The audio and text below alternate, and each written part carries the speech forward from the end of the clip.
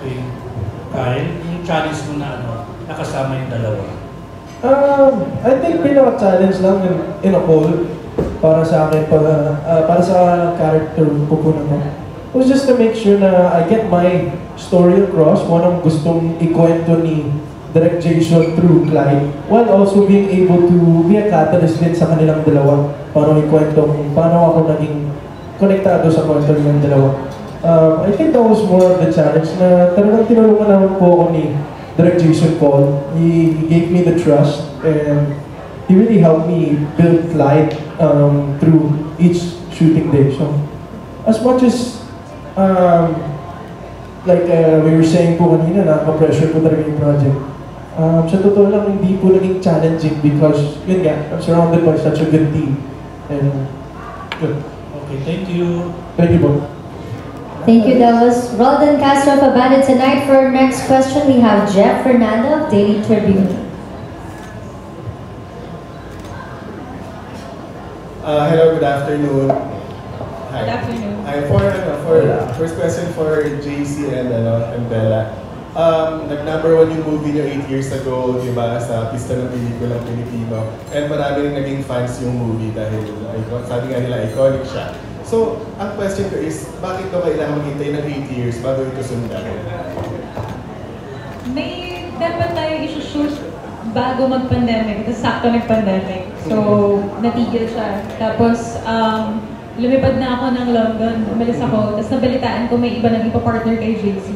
Nag-text ako kay Tita June, talaga po, hindi na po ako si Stella. Yun lang yung next ko. Tapos nabalitaan ko, tinanggal na po yung dapat na artista na yun. And tinitay na lang nila umuwi ako. So, muntik lang maging hindi ikaw? Yeah. Muntik na ako. Nalaman ko lang kay JC din. Almost. Yeah, they almost replaced me. Si Stella? Yeah. It was supposed to be a different star. Yeah. Yun lang talaga yung text ko. Talaga po, hindi na po ako si Stella. And the rest is history. The rest is history. I'm Stella again. Hinintay ka talaga ng project? Opo. And yun nga, yung script po, ang daming versions muna. Hindi kasi namin alam anong gagawin sa present time. Like, I don't know kung nabanggit ko ni Direct Jason Paul sa first press ko naman before, but isang daang tula para kay Stella is loosely based on his college life. So it was very personal to him. So ngayon, what happens in the present time, hindi naman na sila nakikita ni Stella. So now everything is reimagined, everything is all in his head. So we have to wait for the right story po. Okay. JC? I guess po, kung nangyari to even before, the years before, or 2019, or baka maging hilaw siya. So ang ganda na rin po siguro na naluto siya ng maayos at umabot ng 8 years para maging masarap. Okay. Para next question na for JC, may speech defect yung character mo dito. Ayun, paano mo inaral yung character na yon?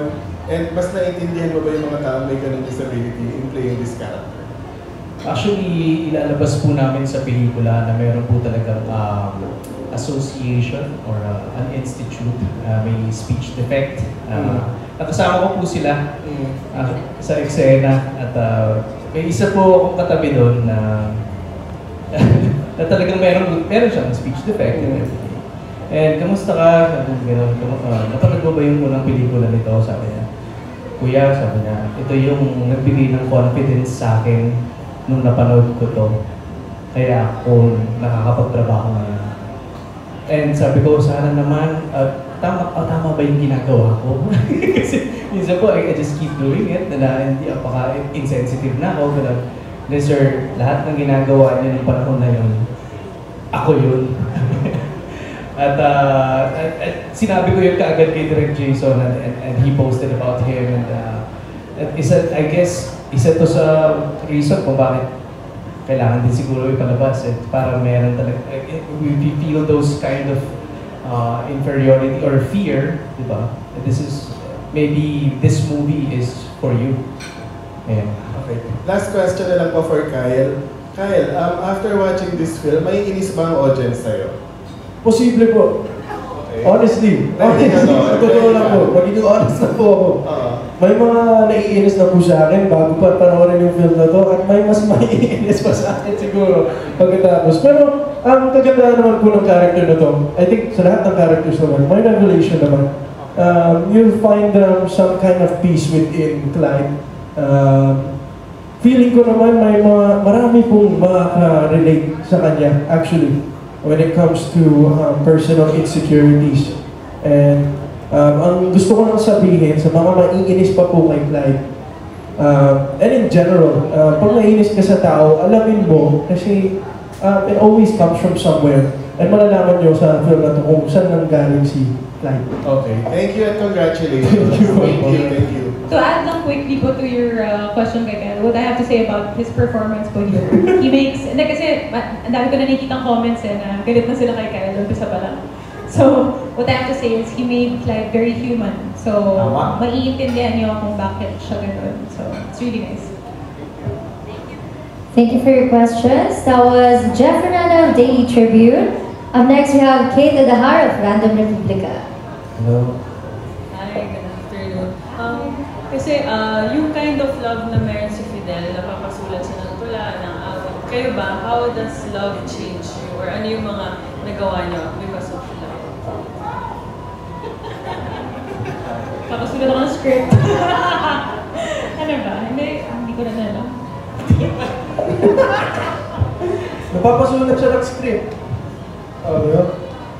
Live performer ako siyempre, so dadaling ko sa play ko sa mga projects ko. That's my kind of arts. So, Napapasulat po ako ng kanta. Yun na lang siguro, safe na lang answer ko. Ikaw, Yun po, script siguro. papasulat ka na. And then, napapasulat. Na-inspire ako magsulat. Or, ano ba? Yun lang. Actually, sa movie na to, mas si Fidel ako kaysa si Stella. So, yun. And for JC, kasi nabanggit na nga yung speech defect, it's hard enough na umarte ng drama. No? Yes. Parang, paano mo yun binalanse yung pag-deliver ng defect? Sobrang hirap po. Isa po ito sa pinakamahirap na character ko. Ang dami kong kailangan isipin para lang minsan sa isang linya o sa isang eksena.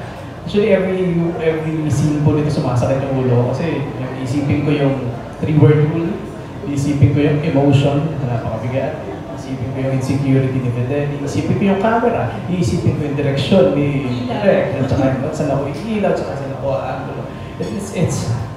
It's one of those challenging things I've ever done in the movies, probably. And sana mapagtagumpayan ko siya, sana napagtagumpayan ko siya. I don't know kung nag-translate ba siya dun sa trailer. But Naiyak ako sa trailer eh. Oh? Nag-translate siya to. Nag-translate. Pero actually, this time around for this movie, ang pinaka, I think, emotionally bigat ay mapupunta sa role ni Stella. Nasa kanya lahat ng mga nasa kanya lahat ng mga emotionally challenging moments. Pat yung role niya ng gano'n. And marami na kaming nakunan na eksena na andun siya, and then she's being present about it, and she's super generous about it. At nakikita ko yung struggle nito. so habang binubuo niya ulit si Stella, I'm proud of her. I'm proud of what she's done so far. Ang tanong nila ikaw eh. Ay, sorry, nalipat siya. Dahil pinuri ko si Kyle kanina, what I have to say is, ngayon ko lang nalaman na nahihirapan pala siya. Kasi pagka-excel mo siya, no weight. Wala akong nararamdaman. Ano na nga minsan eh, parang feeling ko instinctive na sa kanya yung 3-word rule, yung stutter. I don't see him question his acting choices before we get to the set. So, kung nahirapan ka man, hindi namin nahalata. Ang galing. Yes! That's the goal. Good luck. Thank you, that was Ms. Kate Adahar of Random Republica. For our next batch, please do stand by Jojo Panaligan of Rider PH, CJ Buad of CJ Says Vlog, Nurse Alma of GMA Entertainment Digital, Alan Sangon of Stars Photo, Ian Lee Estrella, TikTok content creator, and Alan Policarpio of Inquirer. Our next question will be coming from Jojo Panaligan of Rider PH. Thanks, Jean. Question ko kay Bella. Yes, hello po. Hi, Bella. Hello. Kanina sinabi ni JC na meron sa character niya na as JC, he doesn't agree with, pero kailangan niyang makisimpatya to do the role well. Ikaw din ba may ganun ka kay Stella? I'm the exact opposite of JC here. Parang may, yung acting process ko naman is ako yung number one defender ng character ko. So minsan may mga napapatulan ako sa TikTok kasi yung mga comments nila is, naku, sasaktan mo na naman si Fidel. Nag-explain talaga ako na hindi, dito nang galing si Stella. So, baliktad ako. Parang once I say yes to a character, I make sure na I would be the first person to understand where she's coming from. So, personally, questionable, as Bella, questionable yung mga choices ni Stella sa buhay. Those are things I probably wouldn't go through in my real life. But, yun nga parang when I said yes to the first and now the second film, I made sure na if anyone questions Stella, like, why did she do this, why did she say that, I know the answer. So, even if I don't agree with her, I hope hindi niyo siya mahalata when you watch it. Yeah. My follow-up, obviously importante si Stella sa karera mo, no? Yung character na yan. Hindi ka ba na-tempt na i-co-write yung I mean, given pinapakinggan pa nga lang kita, ramdam ko na how invested you are sa character mo. Yeah. So, hindi ka ba na-tempt na i-co-write? At saka paano mo pinipigilan yung sarili mo na, ay, actor lang ako dito? I was offered to co-write isang daang awit para kay Stella a few times. Lalo na nung may time na may version kaming hindi talaga nagustuhan and JC already, I think, told them na he didn't want to do it anymore. I remember them calling me in the middle of the night. Nasa Bohol ako. Nasa bakasyon ako. They were asking me to, parang jump on a meeting to co-write the film. But, ako very careful ako to not overstep. This is Direk Jason Paul's story.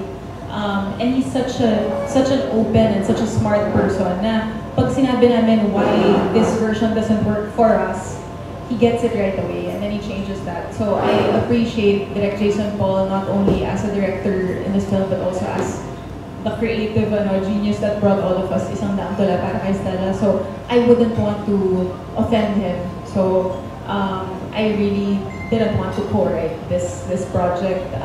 I always correct also, a lot of people think I wrote the first one, so I always correct and say this is the Jason Paul story. So, syempre pag nasa eksena na kami, he allows us to change some lines, or when I say Direk Jason Paul, parang bilang babae, kasi syempre iba yung perspective din ng lalaki at babae. Bilang babae, hindi to gagawin ng isang babae. He graciously accepts that. So, I only go that far, like how far an actor can go. So, yun. If I get the chance one day kung magkaka-third film pa to, I might say yes kung ipapa-correct nila, but not for this film. Sorry, how would you have felt if someone else had done Stella? Oh, I would have been really mad. Kung iba daw yung gumawa ng character ni Stella. I don't think anyone else can do it better than you. Thank you. That's very kind. Thank you. Hindi naman kasi dapat kami yung gagawa ng isang daang tula, diba? This was a project for 2 different actors. So, binigay ito sa amin parang last minute lang kami, pairing na baka mag-work si Bella and JC. I think we're here because we're meant to be Fidel and Stella, and I love Stella so much, the film and also the character. Like you said, I think it put me on the map as an actress. I think people started taking me more seriously as an actress after Isang Daang Tula para kay Stella. Not just as a working actor, but an actor who can bring, I guess, money in. So I got trusted with better roles after this. So I'm not gonna let anyone else play Stella if I have the last say. So, yun po. Thank you. Thank you. That was Jojo Panaligan of Rider PH. Up next, we have CJ Buada of CJ Says Blog. So, hi guys. Good afternoon. And isa ako sa mga umiyak nung Isang Daang Tula. Sorry po. Yeah. Masakit-sakit bench. Ngayon naman, paano nyo ipapakilala si Fidel at Stella sa mga Gen Z? Kasi yung mga Gen Z, di ba, medyo wala na. So, paano nyo sila ipapakilala right now? Stella, ikaw una. Tumingin ako kay JC kasi paano ba ipakilala ng isang tao sa Gen Z? Hirap ng tanong. Wait lang, ganda ng tanong. I wanna answer this properly. Give me Can I say something as a Gen Z perspective?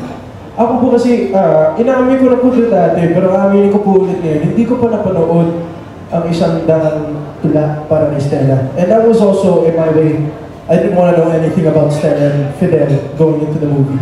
Siguro pagkatapos po ng premiere night, promise, papanoorin ko po yung first. Pero, I'd like to say, as a Gen Z, I've always known this film have such a big impact, and I would say Philippine pop culture, when it comes to, when you talk about that heartbreak movie that a lot of people would talk about. Laging pinag-uusapan ng isang daang tula para kay Stella, and I think they, naramdaman po ulit ng mga tao yun nung in-announce na uulitin na may sequel. Ako, not being a viewer, but being able to read the comments, na talaga ang daming sumunod, ang daming nakaalala ng kwento nila. And I feel like it's, to introduce this to my generation, we already know the impact it had before, so I think a lot of us are still excited to see what their kind of love back then could bring to a time like now. So yun.